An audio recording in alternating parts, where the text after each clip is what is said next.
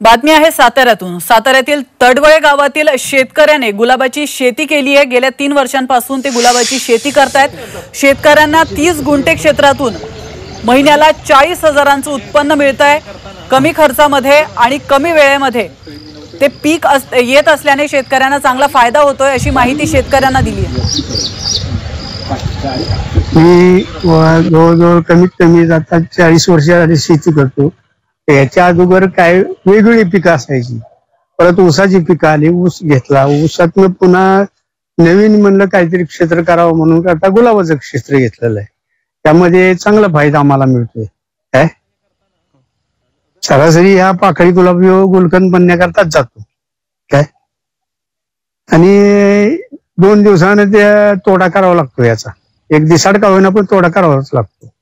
आणि ती इथनं आम्हाला काय गाडी त्या गाडीमध्ये आम्ही पार्सल पाठवतो।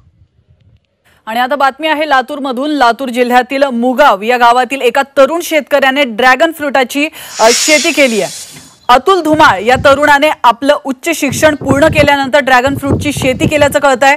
तर गेल्या 3 वर्षांपासून तो ही शेती करतोय। थायलंड, इस्रायल आणि श्रीलंका यांसारख्या देशामध्ये लागवड केली जाणाऱ्या ड्रॅगन फ्रूटची शेती या तरुणाने केलेली आहे आणि ही शेती करून चांगलं आर्थिक उत्पन्न देखील त्याने मिळवलंय। आपली ड्रॅगनची बाग आहे, जवळपास 1.5 एकर आपली लागवड आहे। 3 वर्ष अगोदर आपण लागवड केलेली आहे। तर आपला आतापर्यंत या सीझनला माल आपला जो आहे तो 1.5 ते 2 टन म्हणजे 1.5 लाखाचा जवळपास माल गेलेला आहे। व अजून या पुढील 2 ते 3 महिन्यात नोव्हेंबर पर्यंत आपण 7 ते 8 लाखापर्यंत माल काढण्याची आपली अपेक्षा आहे। जवळपास 8 ते 10 टन आपल्याला माल त्याच्यातून निघेल अशी अपेक्षा आहे व 80 ते 90 रुपयाचा ॲव्हरेज भाव ड्रॅगनसाठी असतो। तर यानुसार आपण त्याची विक्री करणार आहोत। आपण आपला माल Mumbai market, Hyderabad market, Pune market या जागी विकतो व त्यानुसार आपल्याला त्याचा रेट भेटतो। अमरावती जिल्ह्यात गेल्या 15 दिवसांपासून शेतामध्ये पाणी साचलंय, त्यामुळे पीक सडण्याच्या अवस्थेत आली आहे। सूर्याने दर्शन दिल्याने शेतकऱ्यांनी अंतर मशागतीच्या कामाला आता सुरुवात केली। या संपूर्ण परिस्थितीचा शेतकऱ्यांच्या बांधावरून आढावा घेतलाय आमचे प्रतिनिधी अनिरुद्ध दवाळे यांनी। पाहूयात काय नेमका फटका बसण्याची शक्यता आहे। आमचे वावर पडीत राहून राहिले 15 दिवसापासून। आम्ही मजुरी करणारे माणसं आणि आमच्या बशी एवढंच आहे।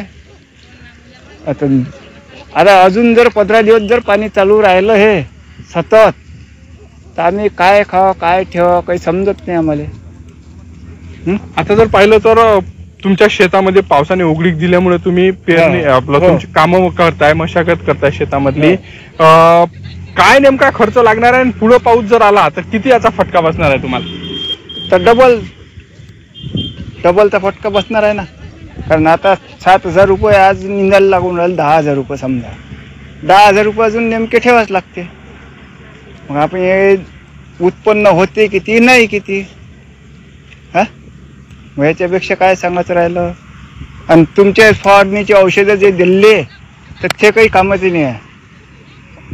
एकही औषध कामी नाही पडलं म्हटलं। 2 फवारणी झाले माझ्या। ते औषधही आता शेतामध्ये काम करत नाही अशी प्रतिक्रिया शेतकरी देत आहे। त्यामुळे आता मजुरांच्या साहाय्याने शेतकऱ्यांना शेतामधलं निंदन जे आहे ती करण्याची वेळ शेतकऱ्यांवर आलेली आहे। व्हिडिओ जर्नलिस्ट सागर ताडेसह मी अनिरुद्ध दवाळे, झी मीडिया, अमरावती।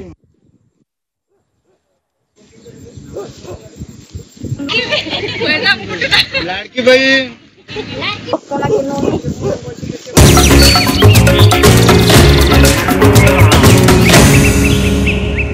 पीक पाणी पॉवर्ड बाय नेचर केअरचे सेंद्रिय खत ग्रीन हार्वेस्ट दाणेदार।